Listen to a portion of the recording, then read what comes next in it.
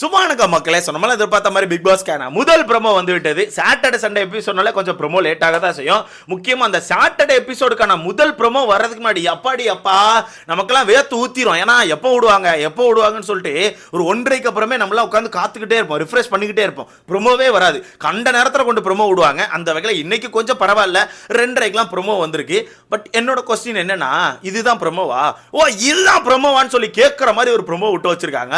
ப்ரோமோக்குள்ள ஒரு நல்ல கண்டென்ட் தான் வச்சிருக்காங்க. ஆனா இவங்க ப்ரோமோவை ஷூட் பண்ண விதம் தான் கொஞ்சம் டிஃபரெண்டா இருக்குது. இது வந்து நீங்க புதுசா பாப்பீங்க. கண்டிப்பா தமிழ் பிக் பாஸ்க்கு வந்து இது புதுசு. பட் இதை வந்து மலையாளம் பிக் பாஸ் வந்து பண்ணிட்டு இருக்காங்க. இது வந்து கொஞ்சம் டிஃபரெண்டான கான்செப்ட். இது என்ன கான்செப்ட் அப்படிங்கறத நான் தொடர்ந்து சொல்றேன். அதுக்கு முன்னாடி அண்ணன் இன்னைக்கு என்ன கண்டென்ட்டை பேச போறாங்க அப்படின்னு சொல்லிட்டு இந்த முதல் ப்ரோமோல ஹிண்ட் கொடுத்திருக்காப்ல. வீட்டுக்குள்ள இந்த வாரம் ஒரு டாஸ்க் நடந்துச்சு. அதுதான் மாஸ்க் டாஸ்க். இது வந்து இதுக்கு முன்னாடி சீசன்ல பொம்மை டாஸ்க்னு வச்சிருந்தாங்க. கண்டிப்பா நீங்க பார்த்திருப்பீங்க. அந்த பொம்மை டாஸ்க்கை தான் லைட்டா மாடிஃபை பண்ணி மாஸ்க் டாஸ்க்னு கொடுத்திருந்தாங்க. ஆனா இதுக்கு முன்னாடி சீசன் பார்த்த மாதிரி இந்த டாஸ்க் இருந்துச்சான்னு கேட்டீங்கன்னா இல்ல. ஏன்னா இதுக்கு முன்னாடி இந்த பொம்மை டாஸ்க்கை வீட்டுக்குள்ள அடிச்சுக்கிட்டு பண்ணுவாங்க. அடிச்சுக்கிட்டு அவன் பிச்சுக்கிட்டு பொம்மையெல்லாம் தலைகளெல்லாம் பிச்சு போட்டிருக்காங்க. லாஸ்ட் சீசன் ஞாபகம் இருக்கா?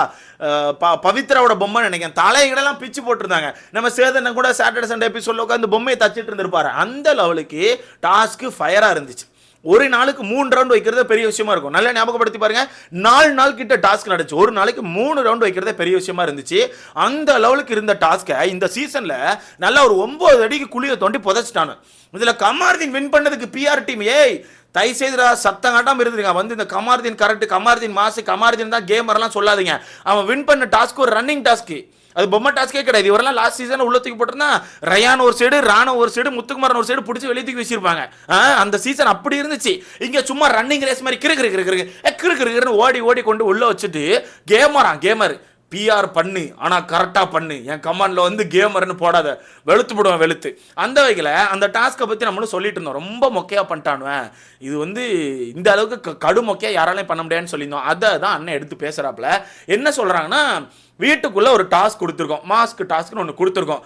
அந்த டாஸ்க்கை மாஸ்கை எடுத்துட்டு கொண்டு வைக்கணும் ஓடுறாங்களே தவிர கூட இருக்கவங்களுக்கான மாஸ்கை கவனிக்க மாட்டேங்காங்க. கூட இருக்கவங்க யாரெல்லாம் மாஸ்க் போட்டிருக்காங்க அந்த விஷயத்தை கவனிக்க மாட்டேங்காங்க. ஸோ நம்ம வந்து இன்னைக்கு நைட்டு பேசுவோம் அப்படின்ற மாதிரி போயிருக்காங்க. இது எதை மீன் பண்ணி சொல்றாங்கன்னா, இந்த வீட்டுக்குள்ள முக்காவாசி பேர் இந்த கேமை கரெக்டாக விளையாடலை. ஏன்னா இந்த கேமை பொறுத்தவரைக்கும் என்ன கான்செப்ட்னா, யாருக்கு என்னென்ன வன்மங்கள் இருக்கு, யாருக்கு யாரை பிடிக்காம இருக்கு, அந்த விஷயங்கள்லாம் வெளியே வரும். அதுதான் இந்த டாஸ்கே. ஏன்னா இப்போ சம்டைம்ஸ் வந்து இந்த வீட்டுக்குள்ள தர்பூசணி இருக்காப்புல, நம்ம விஜய் பார்வதி இருக்காங்க. தர்பூசணியோட பொம்மையை வந்து நம்ம விஜய் பார்வதி வச்சு மாஸ்க் வச்சுக்கலாம். தர்பூசணியோட மாஸ்க் வந்து நம்ம அக்கா வச்சிருக்காங்க, பார்வக்காவோட மாஸ்க் வந்து நம்ம தர்பூசணி வச்சிருக்காங்க. இவங்க 2 பேருமே ஹோல்ட் பண்ணி நின்னாங்கன்னா அங்கதான் இவங்க 2 பேருக்கான உண்மை முகம் வெளியே வரும். ஏன்னா தண்ணி போல என்ன பண்ணுவாரு, இல்ல என்னோட மாஸ்க் நீ உள்ளவே, நீ அவுட் ஆனாலும் பரவாயில்ல, நான் உன் மாஸ்க் வைக்க மாட்டேன், நான் இந்த கேம் ஆடணும்னு சொல்லி தண்ணி பழம் சொல்லுவாப்புல. அப்ப விஜய் பார்வதி என்ன சொல்லுவாங்க, இல்ல நான் இந்த கேம் ஆடணும், ஏன் மாஸ்க் உள்ள வைங்கன்னு சொல்லுவாங்க. 2 பேருக்கு இடையில பிரச்சனைகள் வரும். அப்போதான் 2 பேரும் கிளாஷ் ஆகி மாத்தி உண்மை முகத்தை வெளியே காட்டிப்பாங்க. இதுதான் இந்த டாஸ்க்குக்கான பேசிக். ஓகேவா? இதுதான் இந்த எப்போ எல்லா சீசனும் இப்படிதான் நடந்துட்டு இருக்கு. ஆனா இந்த சீசனை பொறுத்தவரைக்கும் என்ன பண்ணாங்கன்னா, ஓடு மச்சான் ஓடி மாஸ்க் எடுத்துட்டு வேகமா கொண்டு வந்து வைக்கிறதுல இருந்தாங்களே தவிர ஒரு தடவை கூட நின்னுட்டு இவங்க டிமாண்ட் பண்ணவே இல்லை. நின்று பேசுறோம், ஒரு 4 பேர் மொத்தமா ஸ்டாண்ட் பண்ணி 4 மாஸ்கை வெளியே வச்சுட்டு நீ வைன்னு பேசினா மட்டும்தான் அடுத்தடுத்த ரவுண்ட்ல சண்டைகள் வரும், வன்மங்கள் வெளியே வரும். அந்த விஷயங்கள்லாம் நம்மளால பார்க்க முடியும், நல்லா சுறுசுறுப்பா இருக்கும். ஆனா இவங்க என்ன பண்றாங்க, ஓடி உள்ள கொண்டு வச்சுட்டு அம்பாட்டு கோட்டைக்கு அந்த பக்கம் போய் நின்று.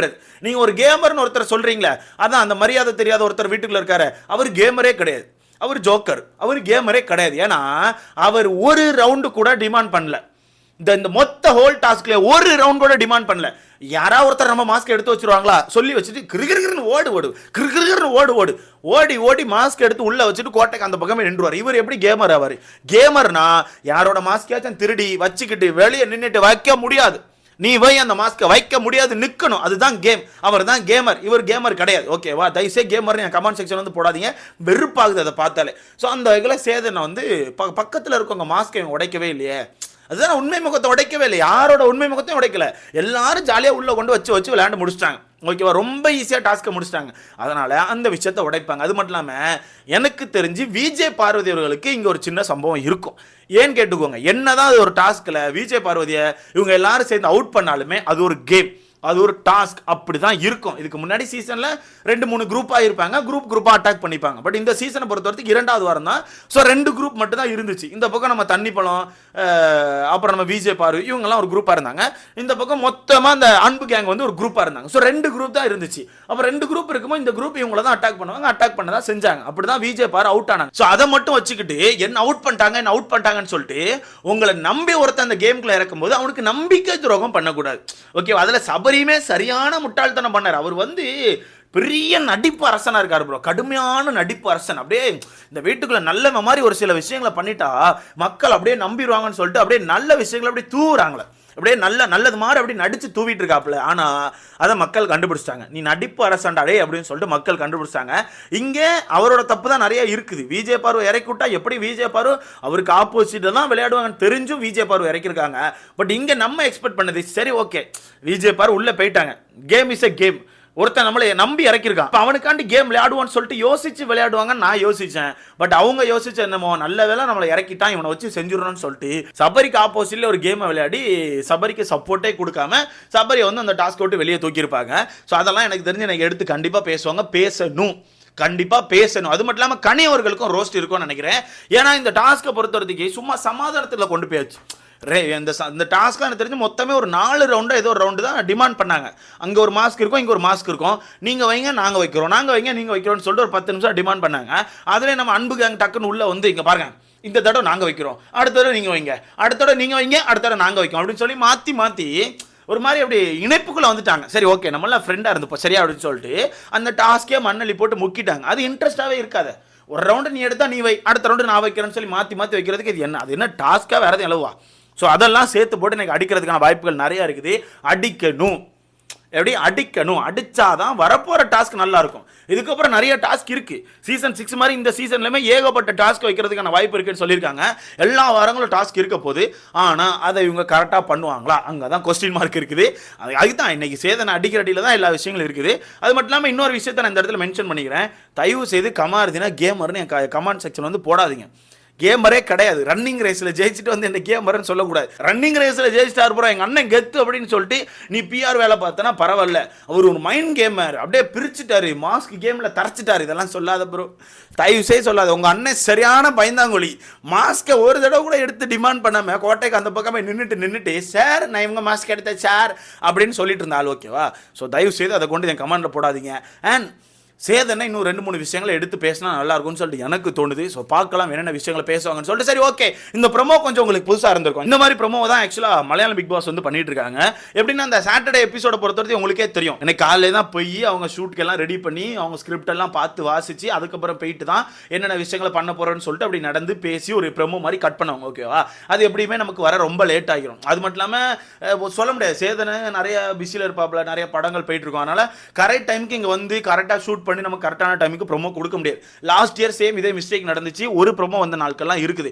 அதனால மலையாளம் பிக் பாஸ்ல என்ன பண்ணுவாங்கன்னா, மலையாளம் பிக் பாஸ்ல நம்ம லாலேட்டன் தான் பண்றாங்க, உங்களுக்கே தெரியும், மிகப்பெரிய ஸ்டார். அவங்களுக்கும் சேம் இதே மாதிரி தான் கரெக்டான டைமுக்குலாம் போய் பண்ண முடியாது. அதனால என்ன பண்ணுவாங்கன்னா, ஒரு நாளைக்கு முன்னாடியோ இல்லை அதுக்கு முந்தின நாள் நைட்டோ, ஏன்னா வெறுமனைக்கு 4 டைலாக் மட்டும் தான் கொடுக்க போறாங்க. சாட்டர்டேக்கான முதல் ப்ரோமோ 4 டைலாக் தான். அதை கொடுத்து அவங்க எங்க இருக்காங்களோ அங்கேயே வச்சு ஷூட் பண்ணிடுவாங்களாம்.